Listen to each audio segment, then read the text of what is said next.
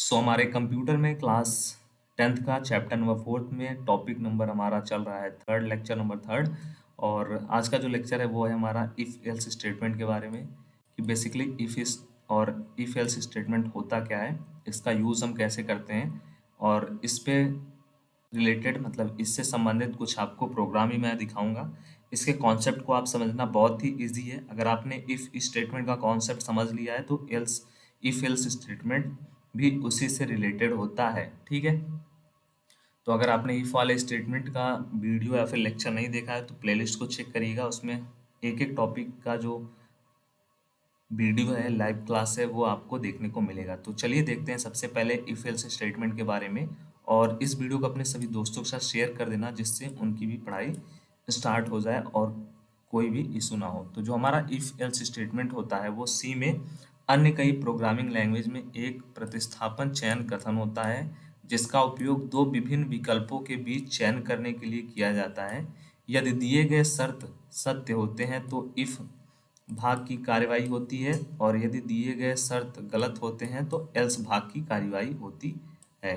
ठीक है, ये तो आपका हो गया बुक का लैंग्वेज। अब समझते हैं हम अपने इजी और नॉर्मल कॉन्सेप्ट में। ठीक है, तो जो हमारा इफ एल्स स्टेटमेंट होता है, इफ स्टेटमेंट में मैंने आपको क्या बताया था कि इफ स्टेटमेंट में जो कंडीशन रहेगा अगर ट्रू होगा, इसके अंदर जो हमारा इफ में बताया था मैंने कि इफ स्टेटमेंट में जो इफ के अंदर जो कंडीशन होता है अगर वह ट्रू होता है, ट्रू होने के दशा में ही आपका जो प्रोग्राम होता है ब्लॉक के अंदर, इस वाले ब्लॉक के अंदर वो एग्जीक्यूट होता है।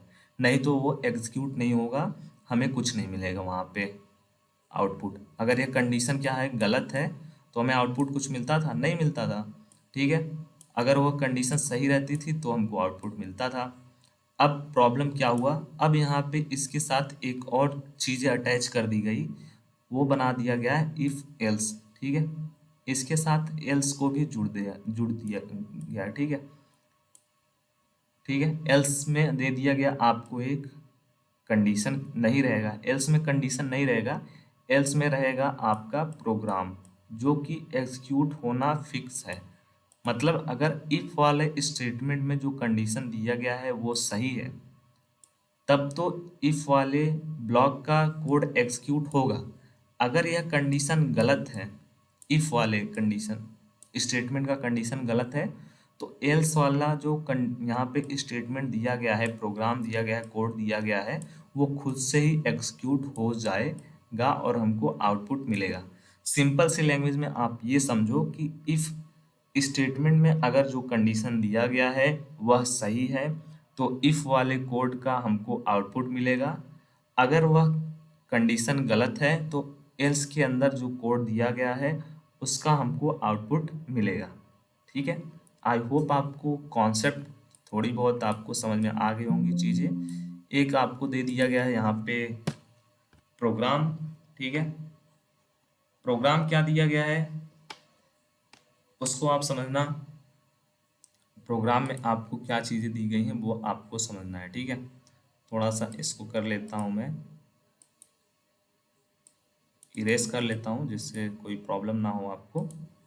ठीक है, तो देखो प्रोग्राम आपको दिया गया है, इंट में आपकी एज इनपुट करा रहा है, प्रिंटफ दिया गया है, प्रिंटफ में आपको ये मैसेज आएगा कृपया अपनी आयु दर्ज करें, यहाँ पे आपको अपना एज बताना रहेगा, स्कैनफ से वो इनपुट ले लेगा एज।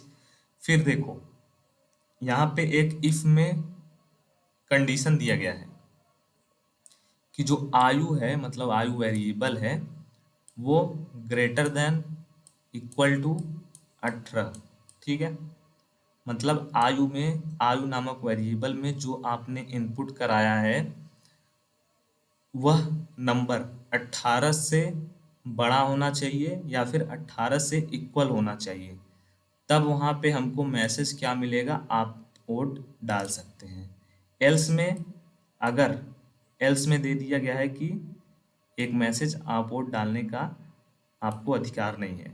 ठीक है, और यह देखो इफ वाला कंडीशन कब एग्जीक्यूट होगा, जब हमने जो आयु में मतलब यहाँ पे हम जो नंबर पास करेंगे, अगर हमने इसमें नंबर दे दिया 19 तब हमारा कोड कौन सा एग्जीक्यूट होगा, इफ वाला कंडीशन सही हो जाएगा और ये वाला मैसेज हमको प्रिंट हो जाएगा। अगर हमने यहाँ पे दे दिया 17, तब हमारा इफ वाला क्या हो जाएगा, गलत हो जाएगा।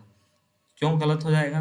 क्योंकि यहाँ पे दिया गया है साफ साफ जो हमारा आयु है, आयु मतलब ये हम जो इनपुट करा रहे हैं वो 18 से बराबर, मतलब 18 के बराबर या फिर 18 के ज़्यादा होना चाहिए, 18 से ज़्यादा होना चाहिए। अगर हमने 17 दे दिया, 17 दे दिया, तब ये क्या होगा, कंडीशन गलत हो जाएगा और जो हमारा एल्स वाला पार्ट है, ये वाला पार्ट यहाँ पे मैसेज में प्रिंट हो जाएगा।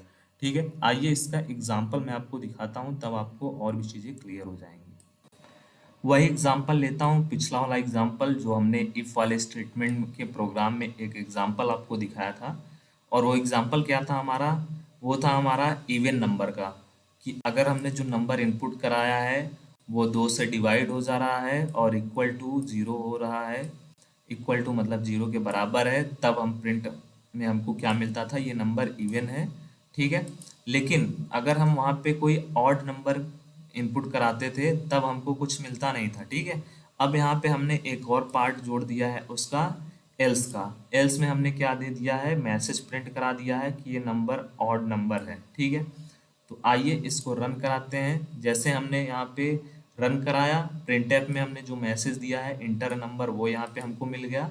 अब क्या होगा, अब हम यहाँ पे नंबर दे रहे हैं 11 और करेंगे एंटर। अभी हमको क्या आ गया, 11 इज ऑड नंबर। क्यों ऑड नंबर है? क्योंकि ये वाला हमारा स्टेटमेंट देखो, इफ वाले में क्या कंडीशन दिया गया है, नंबर परसेंटेज 2। ठीक है, एक डबल इक्वल टू 0।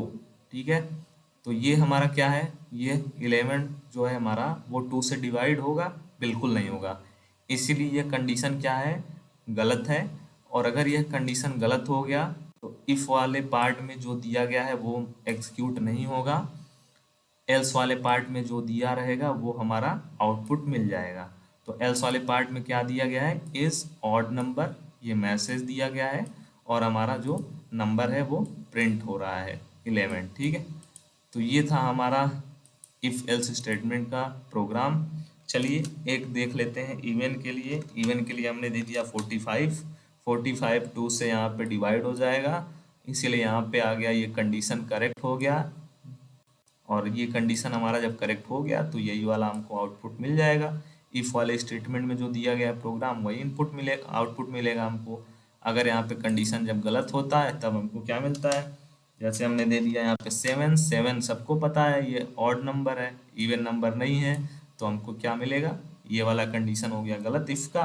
और एल्स वाले का कंडीशन, एल्स वाले में जो आपको दिया रहता है वो डायरेक्ट एग्जीक्यूट हो जाता है, एल्स वाले में कोई आपको कंडीशन नहीं दिया जाता है। इफ वाला अगर कंडीशन सही है तब इफ वाले स्टेटमेंट का पार्ट जो है वो आउटपुट में मिलता है।